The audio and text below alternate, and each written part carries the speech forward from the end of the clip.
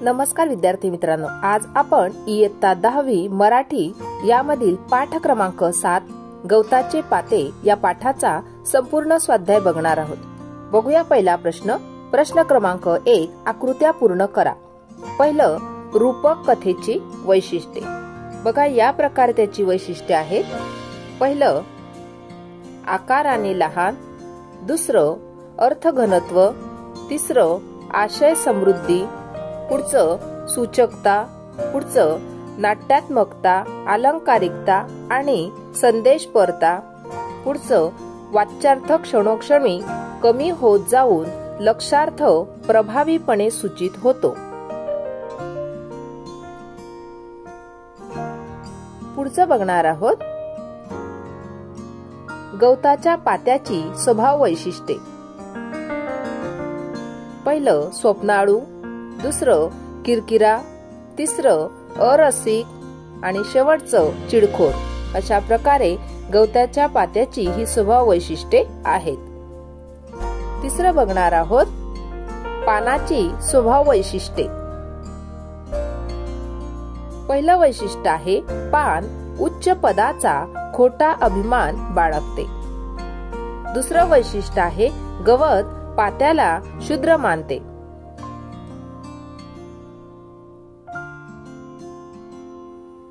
पुढचं बघणार आहोत. चौथं, गवताच्या पात्यासाठी पाठात आलेले शब्द व शब्द समूह.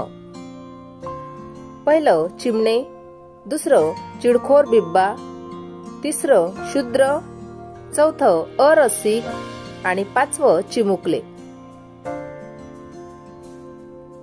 पुढचा प्रश्न बघणार आहोत. प्रश्न क्रमांक 2. कारणे लिहा.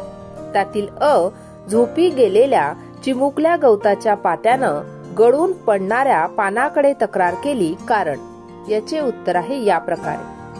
झोपी गेलेल्या चिमुकल्या गवताच्या पात्याने गळून पडणाऱ्या पानाकडे तक्रार केली, कारण त्याची झोपमोड होऊन त्याच्या गोड गोड स्वप्नांचा चुराडा झाला होता.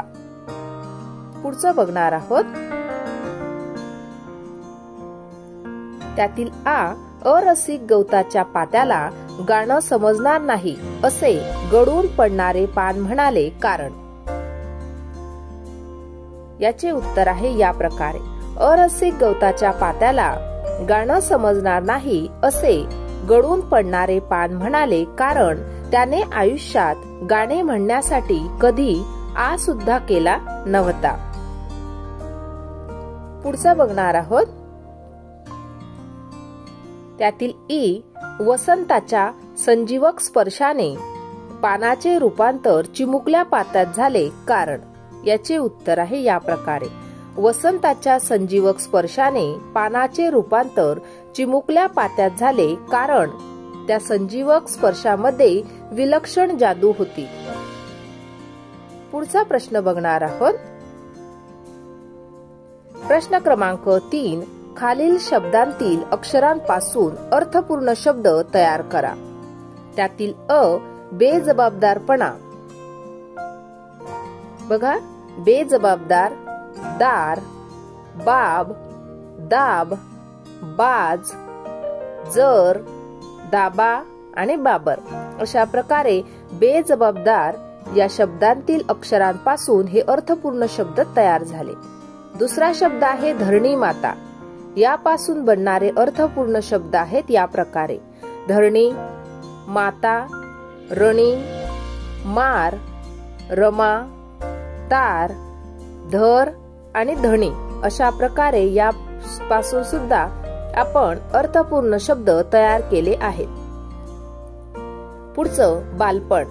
यापासून बनणारे अर्थपूर्ण शब्द आहेत बाल, पण, बाण, बाप आणि लप. अशा प्रकारे हे अर्थपूर्ण शब्द बनले. प्रश्न क्रमांक 4. खालील परिच्छेद वाचा. विरामचिन्हांचा योग्य वापर करून परिच्छेद पुन्हा लिहा. बघा, आता या ठिकाणी हा परिच्छेद दिलेला आहे. हा परिच्छेद आपल्याला व्यवस्थित वाचायचा आहे आणि या परिच्छेदामध्ये योग्य विरामचिन्हांचा वापर करून तो परिच्छेद आपल्याला पुन्हा लिहायचा आहे. बघा, या प्रकारे आपण तो परिच्छेद पुन्हा लिहिणार आहोत. या प्रश्नाचे उत्तर आहे या प्रकारे. कुंभकोणम येथील शाळेत गणिताचा सिद्धांत शिक्षक समजावून सांगत होते. पूर्णविराम. एखाद्या संख्येला त्याच संख्येने भागले असता भागाकार नेहमी 1 येतो. पूर्णविराम. तेवढ्यात एक लहानसा मुलगा ताडकन उभा राहिला आणि म्हणाला स्वल्पविराम डबल अवतरण चिन्हामध्ये गुरुजी स्वल्पविराम तुमचा हा सिद्धांत थोडासा चुकीचा आहे. पूर्णविराम आणि डबल अवतरण चिन्ह पूर्ण. ते म्हणाले स्वल्पविराम डबल अवतरण चिन्हामध्ये तुझे म्हणणे स्पष्ट करून सांग पाहू. उद्गारार्थी चिन्ह आणि डबल अवतरण चिन्ह पूर्ण. यावर तो मुलगा धीटपणे म्हणाला स्वल्पविराम सर शून्याला शून्याने भागले तर. या ठिकाणी डबल अवतरण चिन्ह आणि प्रश्नचिन्ह. त्या चिमुरड्या मुलाचा हा प्रश्न ऐकताच त्या शिक्षकांना त्याच्या बुद्धिमत्तेचे विलक्षण आश्चर्य वाटले. पूर्णविराम. हा मुलगा म्हणजे पुढे श्रेष्ठ गणिती म्हणून प्रसिद्ध झालेले श्रीनिवास रामानुजन होय. पूर्णविराम. अशा प्रकारे या ठिकाणी आपण विरामचिन्हांचा वापर करून तो परिच्छेद पुन्हा लिहिलेला आहे. पुढचा प्रश्न बघणार आहोत. प्रश्न क्रमांक 5 खालीलपैकी कोणती जोडी विरुद्धार्थी नाही. या ठिकाणी 4 जोड्या दिलेल्या आहे. त्यातील कोणती जोडी विरुद्धार्थी नाही ती आपल्याला शोधायची आहे. या प्रश्नाचे उत्तर आहे अ. ज्ञानी. विरुद्धार्थी शब्द आहे सुज्ञ. ही विरुद्धार्थी शब्दाची जोडी नाही. बाकी सर्व ज्या जोड्या आहे या विरुद्धार्थी शब्दांच्या जोड्या आहेत. पुढचा प्रश्न बघणार आहोत. प्रश्न क्रमांक 6 स्वमत. माणसातील ठराविक मनोवृत्तीची पुनरावृत्ती वारंवार होत असते हे पाठाच्या आधारे स्पष्ट करा. या प्रश्नाचे उत्तर आहे या प्रकारे. माणसाच्या स्वभावाची एक गंमतच आहे. आपल्या मुलाने सकाळी सकाळी लवकर उठावे, व्यायाम करावा, नियमित अभ्यास करावा, त्याने चांगल्या मुलांची संगत धरावी, परीक्षेत जास्तीत जास्त गुण मिळावेत वगैरे वगैरे असे प्रत्येक आईबाबांना वाटते. पण या आईबाबांनी त्यांच्या तरुणपणी असे काहीही केलेले नसते. त्या काळात त्यांच्या आईबाबांनी धरलेले असलेले आग्रह त्यांनी उधळून लावले होते. मात्र हे आजच आधुनिक काळातच घडते असे नाही. पुढे बघणार आहोत. जगभर सर्व मानवी समाजात हेच घडत आलेले आहे. जन्म, बालपण, तारुण्य, वार्धक्य आणि नंतर मृत्यू हे चक्र अव्याहत पृथ्वीच्या निर्मितीपासूनच चालू आहे. प्रत्येक जण स्वतःच्या जागेवरून जगाकडे बघत असतो. तिथून जग जसे दिसते तसे आणि तेवढेच खरे आहे असे तो मानतो. म्हणून प्रत्येक पिढीत ते आणि तसेच घडत राहते.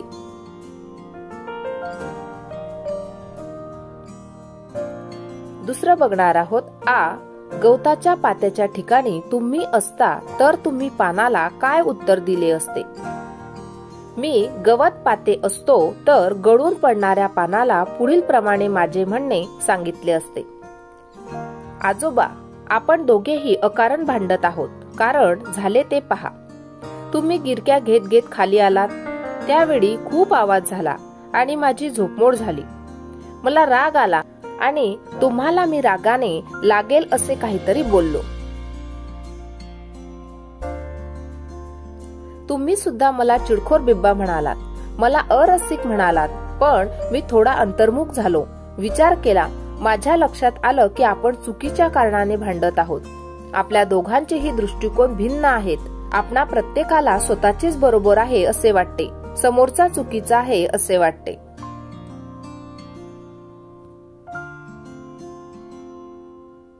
आता हेच पहा ना. तुम्ही जमिनीपासून उंचावर राहता. तुम्हाला दूरवरचा परिसर उंचावरून दिसतो.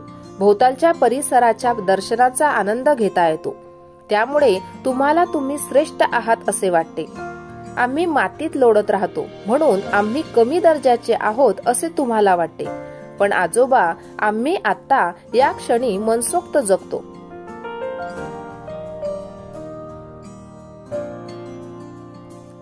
तुम्ही उद्याचा विचार करीत राहता आणि आजचा आनंद गमावता. आपण दोघेही जण आपापल्या जागी बरोबर आहोत.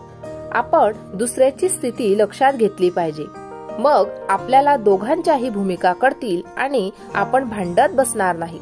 आता हे सगळं राहू द्या. तुम्ही सांभाळून चाला. स्वतःच्या प्रकृतीला जपा. अशा प्रकारे गवताच्या ठिकाणी जर आम्ही राहिलो असतो तर या प्रकारे पानाला उत्तर दिले असते. पुढचा प्रश्न आहे, गवताचे पाते व पान यांच्या स्वभाव वैशिष्ट्यात बदल झाला आहे अशी कल्पना करून कथेचे पुनर्लेखन करा. बघा, हिवाळा नुकताच सुरू झाला होता. झाडावरून एकामागून एक पिकलेली पाने गळून पडू लागली. पट पट पट त्यांचा तो पट पट पट असा कर्णकटू आवाज. तो आवाज ऐकून धरणी मातेच्या कुशीत झोपी गेलेले एक चिमणे गवताचे पाते जागे झाले. गिरक्या खात खात जमिनीवर येणाऱ्या एका पानाला ते म्हणाले, अहो आजोबा आजोबा, केवढ्याने पडलात? लागलं बिगलं तर नाही ना? पानाला बरे वाटले. प्रेमळपणाने म्हणाले, काय रे बाळा, तुला त्रास झाला का रे? छे छे आजोबा, तुम्ही ठीक आहात ना? काय सांगू बाळा, इतका झकास तरंगत येताना सारखे वाटत होते की असेच खूप वेळ सुखाने तरंगत राहावे. पण आता वय झाले ना, काय करणार? असं का बोलता? वय झालं म्हणता, पण तरुणांपेक्षाही तुमचे मन तरुण आहे. किती आनंदात आहात तुम्ही? हे ऐकत ऐकत ते पान आनंदाने मातीत मिसळले. ते पुन्हा जागे झाले, ते वसंताच्या संजीवक स्पर्शाने. त्या स्पर्शात विलक्षण जादू होती. त्या जादूने आता त्या पानाचे रूपांतर गवताच्या चिमुकल्या पात्यात झाले होते. पुन्हा हिवाळा आला. पाते थंडीने कुडकुडत होते. ते धरणी मातेच्या कुशीत लपू लागले, झोपू लागले. पण पुन्हा पुन्हा त्याची झोपमोड होऊ लागली. जिकडे तिकडे झाडांवर पाने सडसडत होती. पटपट असा आवाज करीत पृथ्वीवर पडत होती.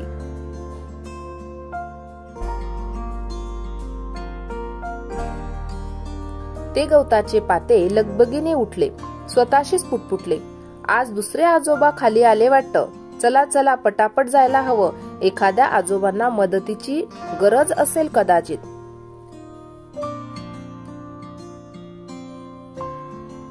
पुढचा प्रश्न बघणार आहोत. खाली दिलेल्या रूपक कथेचा भावार्थ तुमच्या शब्दात लिहा. बघा, या प्रकारचे भावार्थ आपण एका कथेद्वारे लिहू शकतो. एक विचारू, उगवून नुकतेच काही दिवस झालेलं रोप लगतच्या महावृक्षाला म्हणाले, मलाही तुमच्यासारखंच मोठं व्हायचंय, पण माझ्या सावलीत आता हे शक्य नाही. हो ना? हो. अरे, कितीतरी लहान झाडही खूप सुंदर असतात आणि पण वाढणं देखील सुंदरच असेल ना? हो. आणि इतक्या उंचीवर आता खरं तर ही लहान झाडच जास्त सुंदर दिसतात. आणि महावृक्षाला दूरवर जंगलातून वाट काढीत येणारा एक लाकूड तोड्या दिसला. अशा प्रकारे ही रूपक कथा आपण लिहू शकतो. कथेचा भावार्थ. रोप वृक्षाची ही कथा प्रत्येक जीवनात वेगवेगळ्या रूपात अवतरताना दिसते. लहान मुलांना मोठे व्हावेसे वाटते. मोठ्या माणसांना काहीही करण्याचे, कुठेही जाण्याचे स्वातंत्र्य नसते. मुलांवर बंधने असतात. थोडे बारकाईने पाहिले तर मोठ्यांना लाभणारे स्वातंत्र्य भ्रामक असते. मोठ्यांना पोट भरण्यासाठी कामधंदा करावा लागतो. या काळात स्वातंत्र्य बाजूला ठेवावे लागते. मोठ्या माणसांना कायदे कानून, नीती नियम पाळावे लागतात. पैसा खूप मिळाल्यावर सर्व सुखे उपभोगता येतील असे सर्वांना वाटत असते. प्रत्यक्षात मात्र स्थिती उलटी असते. खूप पैसे मिळाल्यावर ते पैसे सुरक्षित ठेवण्याच्या चिंतेने माणूस घेरला जातो. रस्त्याच्या फुटपाथवर झोपणाऱ्या माणसाला कोणी चोर येऊन चोरी करील अशी भीती नसते. पण बंगला बांधलेला माणूस सभोवती भक्कम भिंत बांधून घेतो. दारावर पहारेकरी ठेवतो. याचा अर्थ खूप पैसे मिळाल्यावर सुख मिळते हे खरे नाही. अशा प्रकारे आज आपण पाठ क्रमांक 7 गवताचे पाते या पाठाचा संपूर्ण स्वाध्याय पाहिला. आजचा व्हिडिओ कसा वाटला ते नक्की कॉमेंट करून कळवा आणि व्हिडिओला लाईक, शेअर आणि सबस्क्राईब करायला विसरू नका मित्रांनो. धन्यवाद.